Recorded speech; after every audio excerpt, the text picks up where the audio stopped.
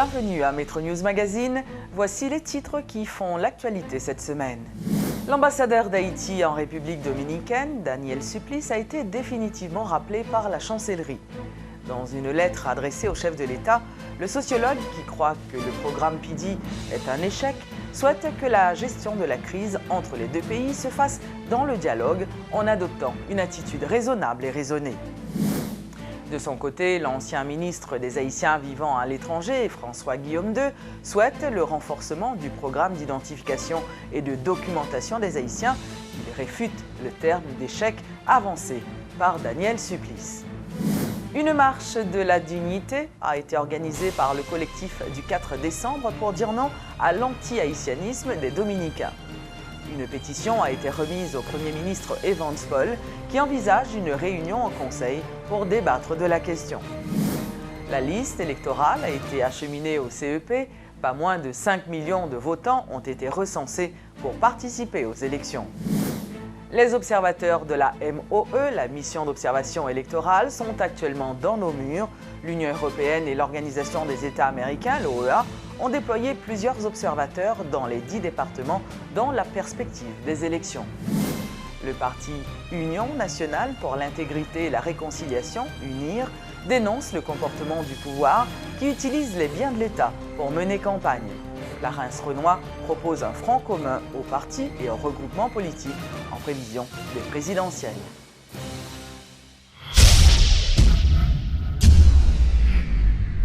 Mais commençons d'abord par l'ambassadeur d'Haïti en République dominicaine, Daniel Supplice, qui a été remplacé provisoirement par Magali Gentil-Magloire.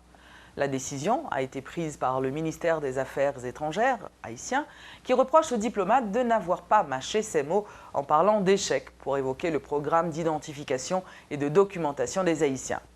L'ambassadeur Supplice, nommé en février dernier, avait clairement fait état de la défaillance du programme qui a, selon lui, déjà englouti 2 millions de dollars. Le sociologue Daniel Supplice, rappelé définitivement de son poste d'ambassadeur en République dominicaine après 92 jours, a, en réaction, adressé une lettre au président de la République dans laquelle il demande au président Martelly de régenter avec calme, sagesse et perspicacité la crise engageant les deux pays, tout en lui rappelant qu'étant condamné à vivre en voisin avec la République dominicaine, une attitude raisonnée, ne laissant aucune place à l'amateurisme et l'improvisation, serait la meilleure des formules à adopter. Toujours selon Daniel Supplice, la crise devrait se gérer par le dialogue, dans une logique et surtout dans la défense des intérêts nationaux, a écrit l'ambassadeur, qui prend tout au long de cette missive la défense des ressortissants haïtiens. Il rappelle leurs conditions de vie déplorables, demandant au président de prendre en compte le sort des dizaines de jeunes femmes qui traversent la frontière pour donner naissance à leur progéniture, des 44 000 étudiants qui fréquentent les universités, de ceux qui franchissent la frontière le matin juste pour y passer la journée, de ceux par exemple qui par dépit sont revenus au pays en ayant comme objectif unique de retourner en République dominicaine et de tous ceux qui se font exploiter dans le secteur agricole, sans oublier tous ceux qui vivent en terre voisine en attendant en vain un document leur permettant de régulariser leur situation. Le sociologue espère être le dernier ambassadeur à être rappelé de l'autre côté de la frontière pour éviter aux autorités dominicaines de persister à croire que la déroute de l'intelligence et l'échec de la politique ne soient une constante nationale. Daniel Supplice a maintenu en post-scriptum de sa missive que le programme d'identification et de documentation des migrants haïtiens en terre dominicaine, appelé PIDI, est un échec. En réaction, l'ancien ministre des Haïtiens vivant à l'étranger, François-Guillaume II, estime que le PIDI, ayant desservi plus de 29 000 personnes en 6 mois, n'aurait jamais pu être à lui seul la solution au non-rapatriement des Haïtiens en territoire voisin. Il a révélé que plusieurs autres entités étaient engagées dans ce programme, à savoir MEF, MAE, l'ambassade de Santo Domingo, la NH, les presses nationales, l'ONI, la DIE et la DGI. D'après François-Guillaume II, une entente avait été conçue reliant le PIDI au PNRE, qui est le plan de régularisation des étrangers en République voisine, prévoyant l'identification des Haïtiens même après l'échéance du PNRE et quand même ils n'auraient pas reçu leurs documents. L'ancien ministre du MAV, qui parle de sentiments mitigés, préconise cependant le renforcement de ce programme et demande d'accorder un sursis à ceux qui sont enregistrés au PIDI et qui attendent de recevoir leur papier d'identité. Parallèlement, le directeur général de l'Office d'identification de l'ONI, Jean-Baptiste Fils Saint-Cyr, impliqué dans le programme, réfute lui aussi le mot échec pour parler du PIDI. Au niveau de l'ONI, nous-mêmes nous là pour nous permettre que les Haïtiens identifient. Et pour nous rendre que nous sommes haïtiens, il faut un premier document initial qui dit que c'est haïtien. Donc on fait l'archive, on certificat de naissance, on acte de naissance, tout ça. Nous-mêmes nous agissons en second lieu. Mais là, nous sommes là. Mais par contre, ça nous fait, nous allons interroger les gens, nous regardons combien de gens qui ont papier déjà, nous regardons combien de gens qui ont des qui s'appuient ou fait peu de papier, nous regardons des gens tout que nous-mêmes pas questionner. Parce que ne pas oublier que là, il y a quelques aspects qui piégeants, dans la limite que on monde qui a pensé que nous sommes haïtiens, nous sommes bons dominicains qui offrent les bons. Et tout ça, c'est qui monte complexité question. Et c'est là encore, on a parlé de échec PIDI, il faut nous comprendre que ce n'est pas tout facile. Il est très complexe dans la mesure que tu as un pile piège dans ce programme. Parce que vous ne pouvez pas identifier des gens tout et qui ne sont pas haïtiens, et puis qu'on a rentré dans la base de données qui, au point de vue sécurité régionale ou bien mondiale, laisse ça qu'on a pas qu'à permettre que n'importe terroriste ne peut pas passer en ligne et projet. Alors, c'est un peu de délicatesse, c'est que l'État haïtien fait tout ça, est capable. C'est vrai qu'on ne peut pas dire son réussite, mais parler de l'échec, il n'y a pas l'air même pas évident. Plusieurs centaines de citoyens ont marché pacifiquement du Champ de Mars au bicentenaire pour dire non à l'anti-haïtianisme de la République dominicaine. Initiée par le collectif du 4 décembre, cette marche pour la dignité visait non seulement à dénoncer les agissements des autorités dominicaines, mais aussi à inciter l'État haïtien à prendre des mesures. Une pétition a été remise au Premier ministre Evans Paul, qui a pris l'engagement d'apporter des réponses satisfaisantes aux différentes recommandations formulées par les signataires de ce document. Reportage, Luc Nergaro.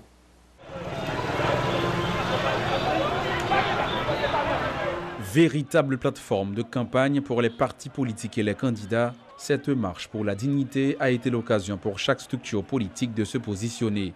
Il n'y avait presque pas de drapeau haïtien, peu de slogans allant dans le sens de l'initiative, aucune émotion sur les visages.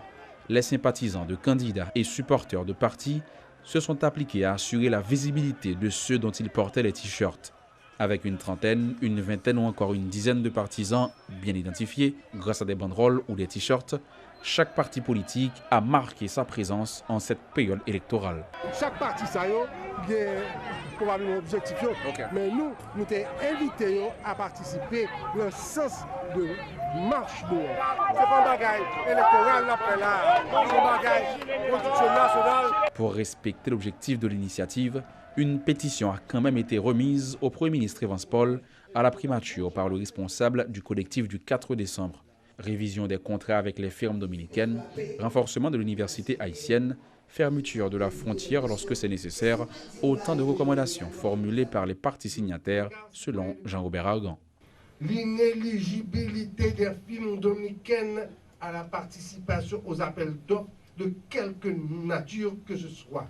L'interdiction de l'importation de produits dominicains en concurrence souvent déloyale avec ceux cultivés et ou fabriqués en Haïti. Il n'a pas participé à la marche, mais Evans Paul soutenait pleinement l'idée. Le Premier ministre a formellement pris l'engagement de tenir compte des différentes recommandations formulées dans la pétition.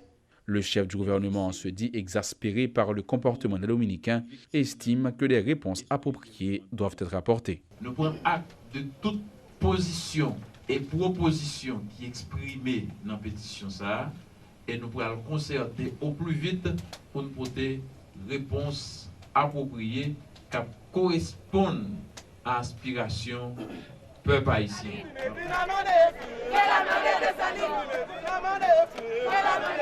Alors que l'on s'approche de la fin de la période moratoire de 45 jours accordée par les autorités dominicaines avant le début de la déportation, cette marche devait rappeler à l'État haïtien sa responsabilité. Une initiative qui n'a peut-être pas eu l'effet escompté selon certains observateurs qui déplorent son instrumentalisation par les politiques.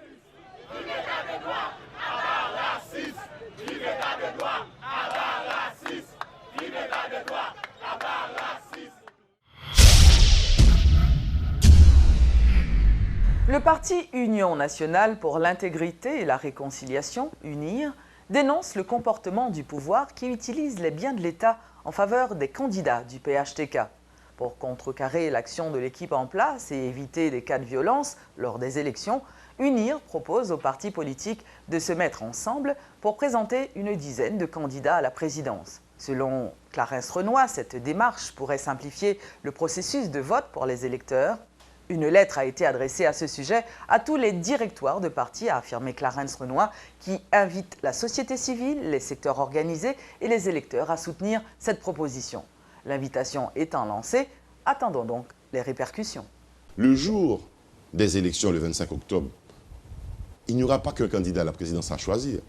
Il y aura aussi, parmi les candidats à l'administration communale, pour les communes, les collectivités, ASEC, CASEC, délégués de ville.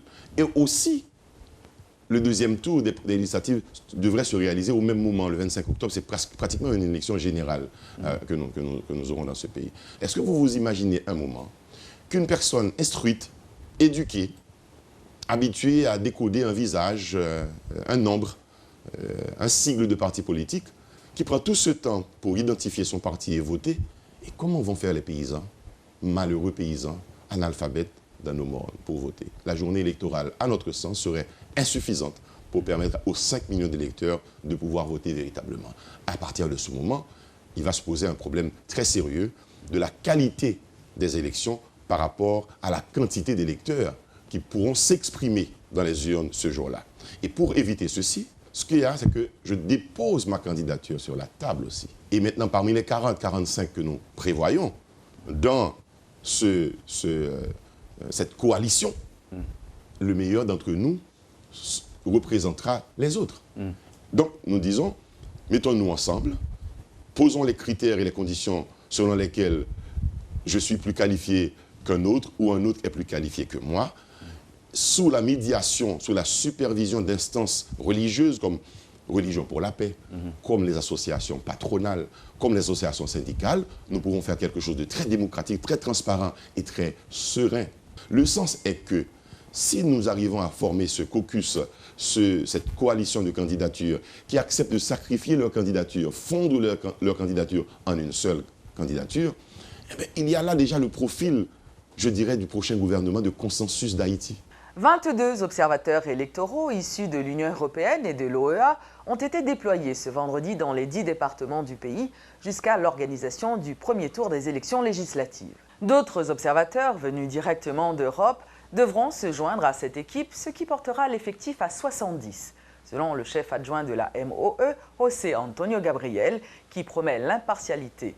22 observateurs doivent rencontrer les candidats pour prendre note de leurs doléances et tenter de comprendre leur action. Entre-temps, la liste électorale a été acheminée au CEP. Elle comprend les noms de 5 848 000 électeurs, soit 1 million de plus que lors des dernières compétitions. Le directeur général de l'Office national d'identification, Jean-Baptiste Fils Saint-Cyr, rappelle que les citoyens qui se sont inscrits après le 11 mai ne pourront pas voter le 9 août. Il précise par ailleurs que la validité des cartes, qui expirait en 2015, a été prolongée de 2 ans. M. Saint-Cyr encourage les électeurs à s'informer sur le lieu de leur bureau de vote avant le jour du scrutin afin d'éviter toute déception. À moins d'un mois de la tenue du premier tour des législatives, l'Office national d'identification amorce une campagne de distribution massive de cartes électorales. À cet effet, l'ONI a déjà mis en place un mécanisme de distribution à travers plus de 300 bureaux installés un peu partout à travers le pays. Jean-Baptiste Saint-Cyr est le directeur général de l'Office national d'identification. Livraison a faite dans tout bureau permanent que nous avons, c'est 40 bureaux, et plus nouveaux bureaux temporaires que nous mettons, qui c'est 209 bureaux. Bureaux que nous avons, ce sont des bureaux temporaires fixes, et que malheureusement, que nous ne pouvons pas quitter au-delà de l'époque élection, parce qu'il y a un coût quand même pour de fonctionnement que nous n'avons pas disponible. Mais nous avons arrangé nous pour jusqu'à la veille du scrutin que le bureau soit installé et à bas service. Seuls les titulaires seront habilités à venir retirer leurs cartes, précise cependant le responsable de l'ONI. Aussi, Jean-Baptiste Saint-Cyr en profite pour rappeler que seules les personnes ayant fait leur demande d'inscription avant la fermeture de la liste électorale le 11 mai dernier pourront voter lors des élections. Tout le monde qui a fait 4 avant que nous fermions le registre. C'est-à-dire que tout le monde qui a enregistré jusqu'à minuit le 11 mai. Moun sa yo, il y a 24 yo, il y a bien droit voter. Parce que non yo qui ont transféré dans la liste électorale générale là. Mais moun qui fait 4 yo après 12 mai, il y a toujours recevoir 4. Mais puisque nous transférons liste et que nous avons fait le 11 mai, donner ça va pas transférer par le CEPA qui lui-même va faire des listes électorales partielles qui va afficher le bureau électoral. En dépit des accusations de partisanerie qui caractériseraient, selon ses détracteurs, le processus électoral, le CEP continue de mobiliser ses ressources pour réaliser les prochaines législatives, le 9 août prochain. L'Observatoire citoyen pour l'institutionnalisation de la démocratie, OCID, a publié les résultats d'une enquête diagnostique sur l'engagement citoyen en Haïti dans la perspective des élections. Cette étude a révélé que la pauvreté, le chômage, l'insécurité demeurent les principales préoccupations de la population, sans compter l'influence des promesses trompeuses et du monnayage des électeurs par les candidats, ainsi que la faible participation des citoyens au processus de vote. Il faut dire aussi que la campagne électorale pour les élections législatives se poursuit. Les murs et les pylônes électriques sont couverts de photos à l'effigie des candidats au Sénat et à la députation. Entre-temps, certains prétendants enfreignent les prescrits du décret électoral qui fixe les règles de campagne. Ajoutons que la violence amplifie de jour en jour, impliquant des partisans de candidats, alors que l'échéance du 9 août, jour du scrutin, approche. Télémétropole était dans les rues de la capitale. Reportage. À quelques jours du moment de vérité, les candidats aux législatives se positionnent et tentent de gagner la confiance des électeurs.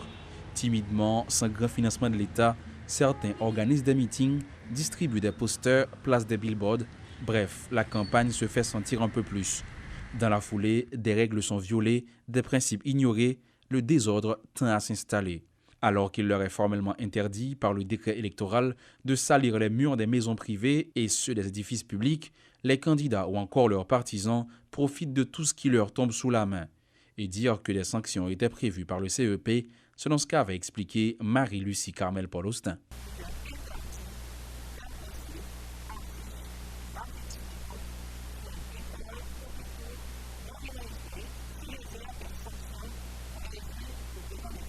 Si la fièvre électorale n'a pas réellement atteint son pic dans le pays, les cas de violence déjà enregistrés sont inquiétants. Dans plusieurs villes, des partisans de candidats se font attaquer, des candidats reçoivent des menaces, ce qui pollue l'atmosphère électorale à seulement quelques jours des législatives. Nombreuses sont les voix qui ont lancé et qui lancent encore des appels au calme. Le ministre délégué chargé des questions électorales invite les candidats à prendre leurs responsabilités. Si nous-mêmes, Haïtiens, nous ne pouvons pas mettre tête nous ensemble pour nous gérer divergences, à chaque fois nous pensons que c'est recours à la violence qui est capable de porter solution, nous avons fait carrément des problèmes. À Carrefour, mercredi soir, 3 jeunes ont été tués par des hommes à moto alors qu'ils placardaient les photos d'un candidat. À Jacmel, il y a eu des altercations entre les jeunes qui apposaient des affiches et des citoyens de la zone. Résultat, des pare-brises de plusieurs véhicules ont été cassés.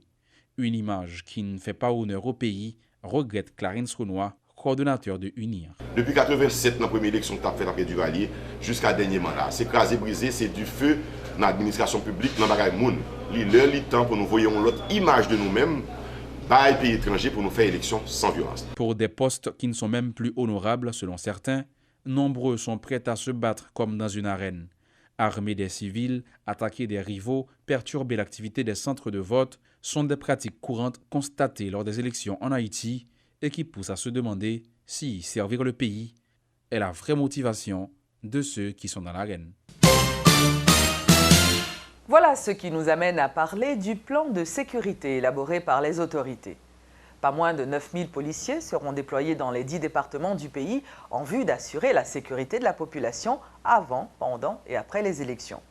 La police et la MINUSTA s'engagent à protéger les vies et les biens, selon le porte-parole de la PNH, le commissaire Franz Lerbourg, et le responsable du comité de planification stratégique des élections, l'inspecteur général Jean Saint-Fleur. Tous les deux étaient invités à la rubrique Le Point. Le week-end électoral, la commune prend le sécuriser.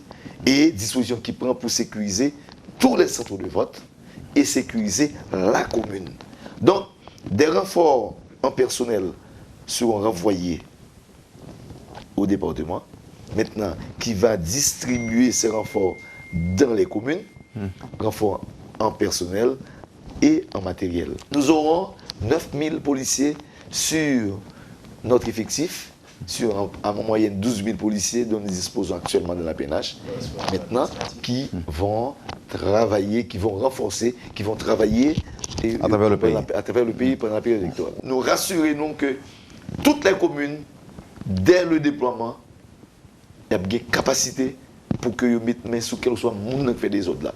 Et ils ne vont pas seulement sécuriser le centre de vote, mais ils vont sécuriser la commune. Il va y avoir des patrouilles à moto, des patrouilles en véhicule. Nous pensons que l'élection en fait pour candidats, fait pour électeurs, qui besoin de changer personnel politique là, ok? En ce sens que les candidats qui sont partie prenante, les partis politiques, ils ont tout intérêt, puisque l'élection c'est pour eux la fête, que sensibiliser partisans eux pour arrêter violence en dedans processus électoral là. Parce que la police a une responsabilité pâle vis-à-vis de monde qui veulent voter en toute sécurité. La police, au fur et à mesure que nous avons approché du jour J, la police a montré fermeté, mais il n'a pas vacillé tout sous question disposition stratégique que plan Bali, qui permet que même lorsque le monde a réussi à créer un problème, pour assurer que le monde a répondre quand même de ça le faire. Soit fait policier, le directeur général a tourné pendant toute semaine pour aller près, pour qu'on ait état moral, pour le parler avec eux, notamment sur le principe de la neutralité. Le policier n'a pas pour une force côté. Même lorsque il a une préférence, il ne doit pas afficher le publiquement. Parce que là, il y a un impact sur l'institution. Si habite là, qui n'a mi-temps jouet là, il pas impartial, jouet là qu'a gâté. Parce qu'on a besoin d'engagement policier dans le processus là. Et ça, il faut le faire, il faut le faire exactement, j'ai demandé pour le faire là. Terminons avec la grande foire Unibank Toutes Côtés, dimanche 26 juillet à Pétionville. C'est une initiative qui vise à remercier les 100 000 clients qui utilisent ce service.